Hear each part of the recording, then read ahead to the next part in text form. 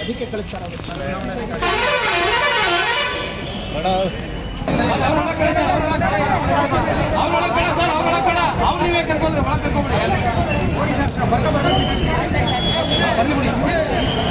ಅವರು ಕೋಟ ಉಲ್ಲಂಘನೆ ಮಾಡ್ತೀವಿ ಮತ್ತು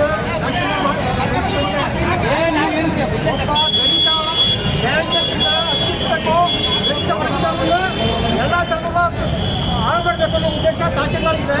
ಅದು ಏನು ಬೇಕೋ ಮಾಡಿ. ಅದೇ ದೊಡ್ಡವರು ಬೇರೆ ದೊಡ್ಡವರು ಉಲ್ಲಂಘನೆ ಮಾಡ್ತಾ ಇದ್ದಾರೆ. ನೋಡಿ ಬ್ಯಾಲೆಟ್ ಪೇಪರ್ ಹೆಸರಿದೆ ಕೈ ಮಾಡಿ ಹೆಸರಿರೋದು ಓಟ್ ಹಾಕಕ್ಕೆ ಕೊಡ್ತಾ ಇಲ್ಲ.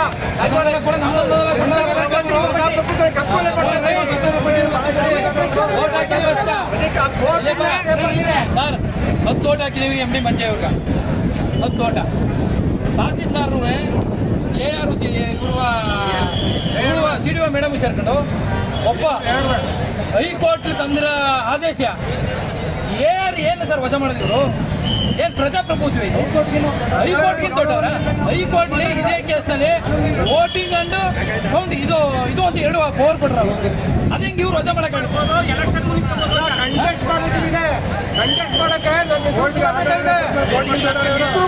ಹಾಕಕ್ಕೆ ಕೊಡ್ತಾ ಇಲ್ಲ. ಪ್ರಜಾಪ್ರಭುತ್ವನೇ ಕಗ್ಗೊಲೆ ಮಾಡ್ತಾ ಇದ್ದಾರೆ. ಹೈಕೋರ್ಟ್ ಆದೇಶ ತಿರಸ್ಕಾರ ಮಾಡ್ತಾ ಇದ್ದಾರೆ. ಪ್ರಜಾಪ್ರಭುತ್ವ ಎಲ್ಲ ತರ ಗಟ್ಟೆ ಮಾಡ್ತಕ್ಕಂಥ ಸರ್ವಾಧಿಕಾರ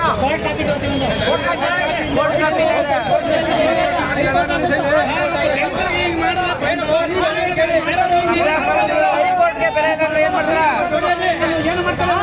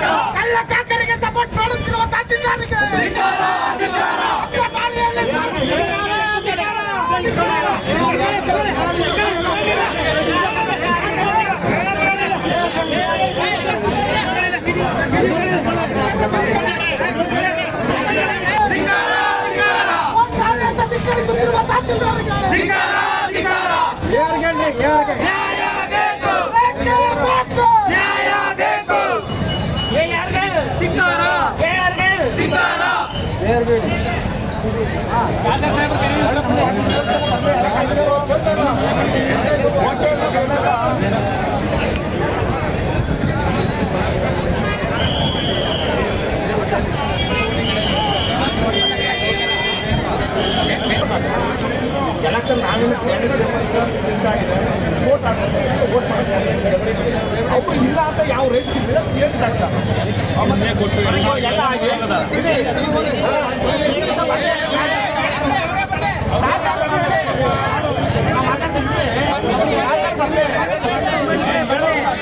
ಎಲ್ಲ ಕೂಗಾಡ್ಬೇಡಿ.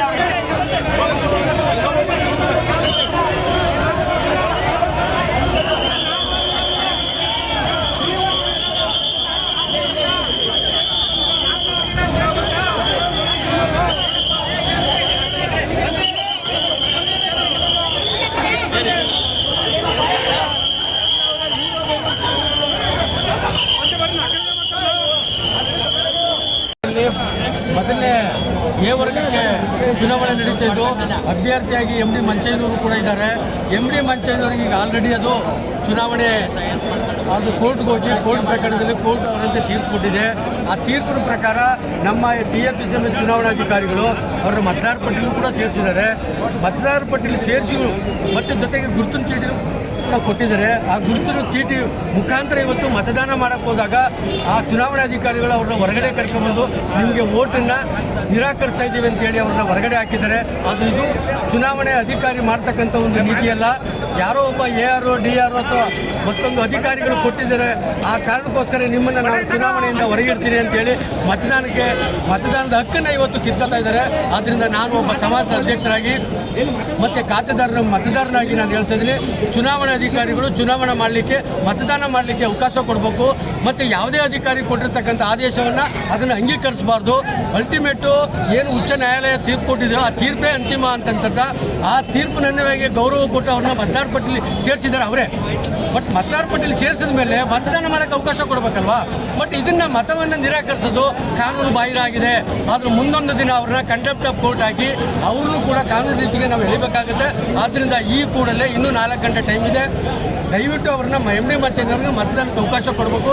ಯಾವುದೇ ಒತ್ತಡಕ್ಕೆ ಯಾವುದೇ ಸರ್ಕಾರದ ಅಧಿಕಾರಿಗಳು ಒತ್ತಡಕ್ಕೆ ಮಣಿದರೆ ಅವರು ಚುನಾವಣಾಧಿಕಾರಿಯಾಗಿ ನಡ್ಕೋಬೇಕು ಅಂತೇಳಿ ನಾನು ನಿಮ್ಮ ಮಾಧ್ಯಮದ ಮುಖಾಂತರ ಅವಕಾಶ ಕೊಟ್ಟು ಒಬ್ಬ ದಲಿತ ಸಮುದಾಯದ ದಲಿತರಿಗೆ ಅವಕಾಶ ಕೊಟ್ಟಿಲ್ಲ ಅಂದ್ರೆ ಕಾರಣ ಏನು?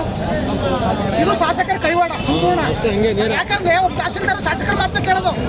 ತಹಸೀಲ್ದಾರ್ ಆಗಿರ್ತಕ್ಕಂಥವ್ರು ಸಂವಿಧಾನಾತ್ಮಕವಾಗಿ ಕೆಲಸ ಮಾಡಬೇಕು. ಹೈಕೋರ್ಟ್ ಆದೇಶವನ್ನ ಕೋರ್ಟ್ ಆದೇಶನ ಧಿಕ್ಕರಿಸಕ್ಕಾಗುತ್ತಾ ತಹಸೀಲ್ದಾರ್? ಒಂದು ಕೋರ್ಟ್ ಆದೇಶವನ್ನು ತಹಸೀಲ್ದಾರ್ ಧಿಕ್ಕರಿಸಕ್ಕಾಗುತ್ತಾ? ಈಗ ಒಬ್ಬ ದಲಿತ ಸಮುದಾಯದ ವ್ಯಕ್ತಿಗೆ ಇವರು ಡೆಲಿಗೇಟ್ಗೆ ಅವಕಾಶ ಕೊಡ್ತಾ ಇಲ್ಲ ಅಂದ್ರೆ ಇವರು ಒಳಸಂಚೆ ಏನು?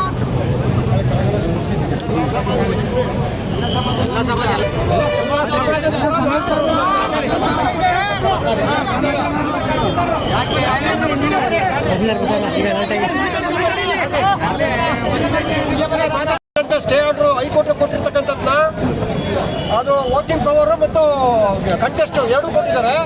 ಅದನ್ನ ಚಿಹ್ನೆ ಸಮೇತ ಕೊಟ್ಟಿದ್ದಾರೆ. ಈ ಚಿಹ್ನೆ ಸಮೇತ ಕೊಟ್ಟಿದ್ದಾರೆ. ಇವತ್ತು ವೋಟ್ ಮಾಡೋದಕ್ಕೆ ಜೇರ್ ಆರ್ಡರ್ ಆಗಿದೆ ಇನ್ನು ಕೊಡೋದು ಅಂತಾರೆ. ಆ ಆರ್ಡರ್ನ ಹೈಕೋರ್ಟಿಂದ ನಾನು ಎಗನೆಸ್ಟ್ ಆರ್ಡರ್ ತಂದು ಮಾತ್ರ ನಾನು ಸಿಂಧು ಇಲ್ಲ ಹೈಕೋರ್ಟ್ ಕೇಸ್ ತಂದಿದ್ದಲ್ಲ ಅದು ಹಾಕಿ ನೀವು ಆರ್ಡರ್ ತಂದಿರೋ ಸರಿ ಇಲ್ಲ, ನಾನು ಎಗನೆಸ್ಟ್ ಕೊಡ್ತೀನಿ. ಹೈಕೋರ್ಟ್ ನಮ್ಮ ಹೈಕೋರ್ಟ್ ಆರ್ಡರ್ನ ವಜಾ ಮಾಡಿದೆ ಅಂತಕ್ಕಂಡು ಮೆನ್ಷನ್ ಮಾಡಿದ್ರೆ ಮಾತ್ರ ನಾವು ಅಕ್ಸೆಪ್ಟ್ ಮಾಡೋದು. ಯಾವುದೋ JR ಅಥವಾ ಏರ್ಪೋರ್ಟ್ ಆರ್ಡರ್ ಹೈಕೋರ್ಟ್ಗಿಂತ ಸುಪ್ರೀಂ ಇಲ್ಲ. ಅವರು ಹೈಕೋರ್ಟೇ ಸುಪ್ರೀಂ. ನಮಗೆ ಮೋಸ ಮಾಡ್ತಾ ಇದ್ದಾರೆ, ಪ್ರಜಾಪ್ರಭುತ್ವನ ಕಟ್ಕೊಲೆ ಮಾಡ್ತಾ ಇದ್ದಾರೆ ತಹಸೀಲ್ದಾರರು. ಅದರಿಂದ ಈ ಷಡ್ಯಂತ್ರಿಗೆ ನಾವು ಬೆಲೆ ಕೊಡ್ತಿಲ್ಲ. ನಾವು ಸತ್ಯಕ್ಕೆ ಖಂಡಿತವಾಗಿ ನಾವು ನಡಿ ಕೊಡ್ತಿದ್ದೀವಿ. ಇದ್ರು JR ನಮಗೆ ಭಾರಿ ಡೀಸೆಲ್ ಆಗಿದೆ ನಾವು ಕೊಡ್ತೀವಿ ಅಂದರು ಸರ್. ಅದಲ್ಲ, ಹೈಕೋರ್ಟಿಂದ ನಂಗೆ ಸ್ಟೇ ಕೊಟ್ಟಿದ್ದಾರೆ. ನೀವು ಹೈಕೋರ್ಟಿಂದ ವಜಾಗಿರೋ ಕಾಪಿ ಕೊಡಿ, ನಾವು ಒಪ್ಕೊತೀವಿ. ಆದರೆ ಈ ಆದೇಶಕ್ಕೆ ನಾವು ಒಪ್ಪಕ್ಕೆ ತಯಾರಿಲ್ಲ ಅಂತ ಹೇಳಿದ್ವಿ. ಮತ್ತೆ ಏನು ಕೊಟ್ಟರೆ ಈ ಓಟಕ್ಕೆ ಅವಕಾಶ ಮಾಡಿ ಅಂತಂದರೆ ಅವಕಾಶ ಕೊಡ್ತಾ ಇಲ್ಲ. ದಬ್ಬಾಳಿಕೆ ಮಾಡ್ತಾ ಇದ್ದಾರೆ, ದೌರ್ಜನ್ಯ ಮಾಡ್ತಾ ಇದ್ದಾರೆ, ಪ್ರಜಾಪ್ರಭುತ್ವನ ಕಗ್ಗೊಲೆ ಮಾಡ್ತಾ ಇದ್ದಾರೆ. ಈ ಕಾರಣಕ್ಕೆ ತಹಸೀಲ್ದಾರ್ ಕೊಡ್ತಕ್ಕಂಥ ಎಲ್ಲ ಯಾವ ಆದೇಶ ಕೂಡ ನಮಗೆ ಸೂಕ್ತವಲ್ಲ. ಅವ್ರು ಒನ್ ಸೈಡ್ ಮಾಡ್ತಾ ಇದ್ದಾರೆ. ಪ್ರಜಾಪ್ರಭುತ್ವದಲ್ಲಿ ಅವ್ರು ನ್ಯಾಯ ಕೊಡಿಸ್ತಾ ಇಲ್ಲ, ಒನ್ ಸೈಡಾಗಿ ಕೆಲಸ ಮಾಡ್ತಾ ಇದ್ದಾರೆ. ಅದರಿಂದ ಈ ದಬ್ಬಾಳಿಕೆಗೆ ನಾವು ಜನಪರವಾಗಿರ್ತಕ್ಕಂಥದ್ದು ನ್ಯಾಯ ಸಿಗಬೇಕು ಅಂತ ನಮ್ಮ ಉದ್ದೇಶ. ನಾವು ಮುಂದಿನ ಹೋರಾಟ ಮಾಡೇ ಬರ್ತೀವಿ. ವಿರುದ್ಧವಾಗಿ ನ್ಯಾಯದ ಪರವಾಗಿ ಮಾಡ್ತೀವಿ. ಮಾಡೇ ಬರ್ತೀವಿ. ಡೆಲಿಗೇಟ್ ಮಾಡಿರೋದು ಎಲ್ಲ ಕರೆಕ್ಟ್ ಆಗಿದೆ, ಸುಂದರವಾಗಿದೆ. ಪೇಪರ್ ಕೂಡ ಹೆಸರಿದೆ, ಪೇಪರ್ ಇದೆ. ಮತ್ತೆ ಅವ್ರಿಗೆ ಚಿಹ್ನೆ ಹಂಚಿಕೆ ಆಗಿದೆ. ಅವ್ರ ಬ್ಯಾಲೆಟ್ ಪೇಪರ್ ಅಲ್ಲಿ ಮತ್ತೆ ವೋಟಿಂಗ್ ಲಿಸ್ಟ್ ಅಲ್ಲಿ ಅವ್ರದ್ದು ಬಂದಿದೆ. ಅವ್ರಿಗೆ ಚಿಹ್ನೆ ಕ್ರಮ ಸಂಖ್ಯೆ ಎಲ್ಲ ಕೊಟ್ಟಿದ್ದಾರೆ. ಎಲ್ಲ ಕೊಟ್ಟಾದ್ಮೇಲೂ ಇವರು ಆಪೋಸಿಟ್ ಪಾರ್ಟಿ ಹೋದಾಗ ಅದು ಮಂಚೇನವರು MD ಇದು ಹೈಕೋರ್ಟ್ ಅಲ್ಲಿ ಹೋಗಿ ಜುಲೈ 13ನೇ ತಾರೀಕಲ್ಲಿ ಅದನ್ನ ಅವರು ವೋಟ್ ಮಾಡ್ಲಿಕ್ಕೆ ಅವರು ಅವಕಾಶವನ್ನು ಪಡ್ಕೊಂಡು ಬಂದಿದ್ದಾರೆ. ವೋಟ್ ಮಾಡಕ್ಕೆ ಹೈಕೋರ್ಟ್ ಆದೇಶ ಮಾಡಿದೆ, ವೋಟ್ ಮಾಡಬಹುದು ಮಂಚೇನವರು, ಮತ್ತೆ ಎಲ್ಲ ಪ್ರಕ್ರಿಯೆ ಚುನಾವಣಾ ಪ್ರಕ್ರಿಯೆಗಳಲ್ಲಿ ಅವರು ಭಾಗವಹಿಸಬಹುದು ಅಂತ ಆರ್ಡರ್ ಮಾಡಿದ್ದಾರೆ. ಈಗ ನಮ್ಮ ಮಂಚೇನವರು ಪ್ರಸ್ತುತ ವೋಟ್ ಮಾಡ್ಲಿಕ್ಕೆ ಅಂತ ಹೋದಾಗ ಅವರ ಮತವನ್ನ ಚಲಾಯಿಸಕ್ಕೆ ಹೋಗಿದ್ದು ಆ ರೆಸೊಲ್ಯೂಷನ್ ಅವ್ರು ರಿಜೆಕ್ಟ್ ಮಾಡಿದ್ದಕ್ಕೆ ಆ ಅಭ್ಯರ್ಥಿ ಅವರೊಬ್ರು ಮಾತ್ರ ಹೋಗಿದ್ರು ಸರ್. ಅಲ್ಲಿ ಹೋಗ್ಬಿಟ್ಟು ಕೋರ್ಟಿಂದ ಅವರು ಸಿಂಧು ಆಗಿದೆ ಅವ್ರನ್ನ ತಗೊಳ್ಳಿ ಅಂತ ಬಂದಿತ್ತು. ಆ ನಂತರ ಏನಾಗಿದೆ ರಾಜೀನಾಮೆ ಕೊಟ್ಟಿದ್ದಾರೆ ಸರ್. ರಾಜೀನಾಮೆ ಕೊಟ್ಟಿರೋದು 6 ಮತ್ತು 10ನೇ ತಾರೀಕಲ್ಲಿ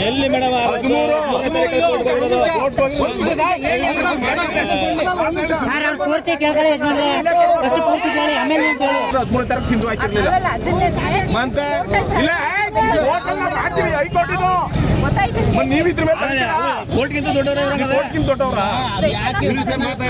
ಯಾಕೆ ಮತವನ್ನ ನಾವು ತಿರಸ್ಕೃತ ಮಾಡ್ತಾ ಇದ್ದೀವಿ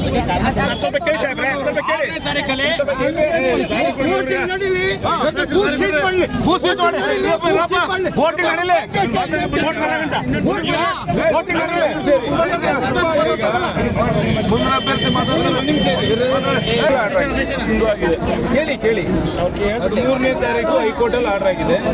13ನೇ ತಾರೀಕು ಹೈಕೋರ್ಟಲ್ಲಿ ಆರ್ಡರ್ ಆಗಿರೋದು ಅವ್ರಿಗೆ ಸಿಂಧು ಆಗಿದೆ ಮತ ಅಂತ ಕೊಟ್ಟಿದ್ದಾರೆ, ಕ್ಯಾಂಡಿಡೇಟು ಆಗಿದ್ದಾರೆ, ಚಿಹ್ನೆನೂ ಕೊಟ್ಟಿದ್ದೀರಿ, ಎಲ್ಲನೂ ಮಾಡಿದ್ದೀರಿ.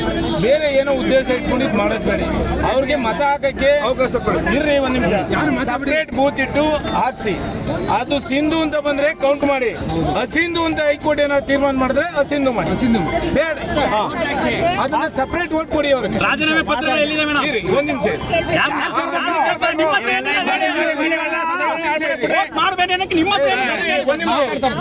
ಒಂದ್ ನಿಮಿಷ ಇರ್ರಿ. ನಿಮ್ಮ ಹತ್ರ ಏನಿದೆ? ಒಂದ್ ನಿಮಿಷ ಇರ್ರಿ ಸಾಹೇಬ್ರೆ. ಈಗ ನೀವು ತಾಲೂಕಿಗೆ ದಂಡಾಧಿಕಾರಿ, ನ್ಯಾಯ ಕೊಡಿ ಅಷ್ಟೇ. ನಮಗೆ ನಮ್ಮ ಅಭ್ಯರ್ಥಿಗೆ 13ನೇ ತಾರೀಕು ಹೈಕೋರ್ಟಲ್ಲಿ ಆರ್ಡರ್ ಆಗಿದೆ. ನೀವು 6ನೇ ತಾರೀಕು ರಾಜೀನಾಮೆ ಕೊಟ್ಟವ್ರೆ ಅಂತ ಹೇಳ್ತೀರಿ. ನೀವೇ ಇದನ್ನ ಜವಾಬ್ದಾರಿ ಸ್ಥಾನದಲ್ಲಿ ಇದ್ದೀರಿ, ನಿಂತ್ಕೊಂಡು ಅವ್ರಿಗೆ ಮತ ಚಲಾಯಿಸಕ್ಕೆ ಕೊಡಿ, ಅದನ್ನ ಸಪ್ರೇಟ್ ಮಾಡಿ, ಅದ್ರೊಳಗೆ ಹಾಕ್ಬೇಡಿ. ಹೈಕೋರ್ಟಲ್ಲಿ ಮತ್ತೆ ಹೋಗಿ ನೀವರ ತನ್ನಿ ಇವರ ತರಲಿ ತಂದ ಮೇಲೆ ಹೈಕೋರ್ಟಲ್ಲಿ ಅದು ಸಿಂಧು ಅಂತ ಆದ್ಮೇಲೆ ಕೌಂಟ್ ತಗೊಳ್ಳಿ ಅಂತಂದ್ರೆ ಕೌಂಟ್ ತಗೊಳ್ಳಿ, ಕೌಂಟ್ ತಗೊಳಂಗಿಲ್ಲ ಅದು ಅಂತ ಹೇಳಿದ್ರೆ ರಿಜೆಕ್ಟ್ ಮಾಡಿ. ಬರೋವರೆಗೂ ಇದೇನಿದೆ ನಿಮ್ಗೆ ಯಾವ ಆರ್ಡರ್ ಕೇಳಿ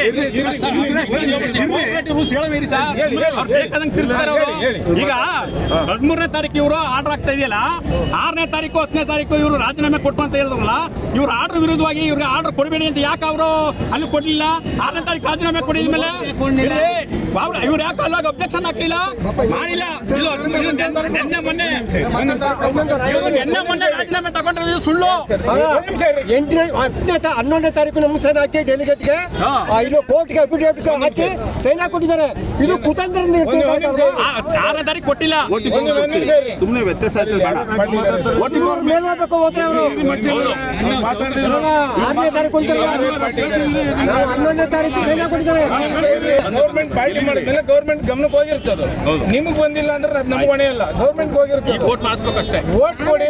ಒಂದ್ ನಿಮಿಷ ಇರಿ. ವೋಟ್ ಮಾಡ್ಬೇಕು ಈಗ. ಜೇರ್ ಆಫೀಸಿಂದ ನಾವು ಲೆಟರ್ ತಗೊಂಡಿದ್ದೀವಿ.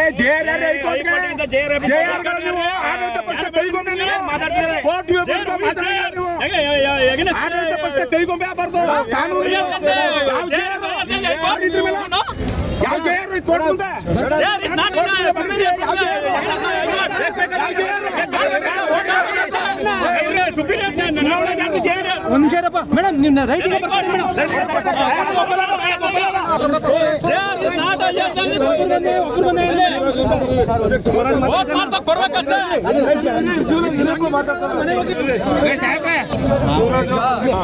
ನೀವೇ ಚುನಾವಣಾಧಿಕಾರಿಗಳೀಗ, ನೀವೇ ಸುಪ್ರೀಂ ಇಲ್ಲಿ.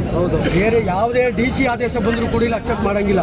ಯಾಕಂದರೆ ಕೋರ್ಟ್ ಆದೇಶವನ್ನು ನೀವು ವೈಲೇಷನ್ ಮಾಡಿಲ್ಲ, ಗೌರವ ಕೊಟ್ಟಿದ್ದೀರಿ, ಅವ್ರಿಗೆ ಮತದಾನದ ಹಕ್ಕು ಕೊಟ್ಟಿದ್ದೀರಿ, ಚುನಾವಣೆಗೆ ಸ್ಪರ್ಧೆ ಮಾಡೋಕ್ಕೂ ಅವಕಾಶ ಕೊಟ್ಟಿದ್ದೀರಿ, ಮತ್ತು ಅವ್ರಿಗೆ ಚಿಹ್ನೆನೂ ಕೂಡ ಕೊಟ್ಟಿದ್ದೀರಿ, ಐಡೆಂಟಿ ಕಾರ್ಡ್ನೂ ಕೂಡ ಕೊಟ್ಟಿದ್ದೀರಿ. ಮತದಾನ ಮಾಡೋಕ್ಕೆ ಹೊರಗಡೆ ಬಂದವ್ರನ್ನ ಹೊರಗಡೆ ಕರ್ಕೊಂಡ್ಬಂದ್ರೆ ನೀವೇ ಇದು ಅಫೆನ್ಸ್ ಆಗುತ್ತೆ.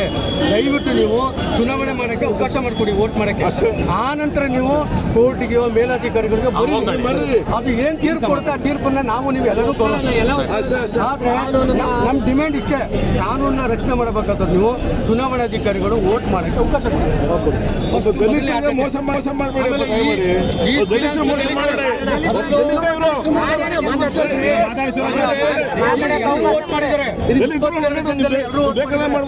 ಒಬ್ಬ ದಲಿತನಿಗೆ ನೀವು ವೋಟ್ ಮಾಡಕ್ಕೆ ಇದು ಚುನಾವಣೆ ನೀತಿಗೆ ವಿರುದ್ಧವಾಗುತ್ತೆ. ಆದ್ದರಿಂದ ನೀವು ಮೊದಲು ಮತದಾನ ಮಾಡಕ್ಕೆ ಅವಕಾಶ ಕೊಡಿ. ಯಾರು ಇಲ್ಲಿ ಅಂತಿಮ ಅಲ್ಲ, DRO ಅಂತಿಮ ಅಲ್ಲ, ಅವರು ಒಬ್ಬ ಆಫೀಸರ್ ಅಷ್ಟೇ. ಆದ್ರೆ ಚುನಾವಣಾಧಿಕಾರಿ ನೀವೇ ಹೇಳ್ತೀವಿ, ನೀವೇ that persons are not giving the response resignation. You know, madam, ಅವೆಲ್ಲ ಬೇಡ. ವೋಟಿಂಗ್ ಪವರ್ ಇರಬೇಕು. ವೋಟಿಂಗ್ ಪವರ್ ಇರಬೇಕು. ನೀವು 35 ವರ್ಷ ಸರ್ವಿಸ್ ಮಾಡ್ಬೇಕಾದ್ರೆ ನೀವು ಇವತ್ತು ಈ ಸರ್ಕಾರ ಇದೆ, ನಾಳೆ ಇನ್ನೊಂದು ಸರ್ಕಾರ ಬರುತ್ತೆ, ಅವಾಗಲೂ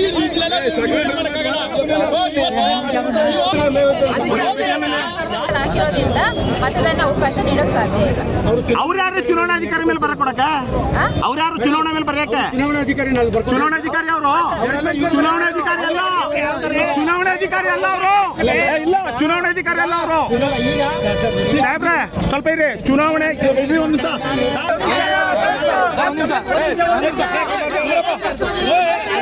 ಮತದಾನ ಮಾಡೋಕ್ಕೆ ಅವಕಾಶ ಸಪ್ರೇಟ್ ಒಂದು ಬೂತಲ್ಲಿ ಅವ್ರು ವೋಟ್ ಹಾಕ್ಸಿ ಆಯ್ತಾ. ಅದಾದ್ಮೇಲೆ ಆದೇಶ ಏನಾದ್ರು ಬಂದ್ರೆ ನಿಮಗೆ ಹೈಕೋರ್ಟಿಂದ ಅಕ್ಸೆಪ್ಟ್ ಮಾಡಿ ಅಂತ ಬಂದ್ರೆ ರಿಜೆಕ್ಟ್ ಮಾಡಿ ಇಲ್ವಾ? ಈಗ ನೋಡಿ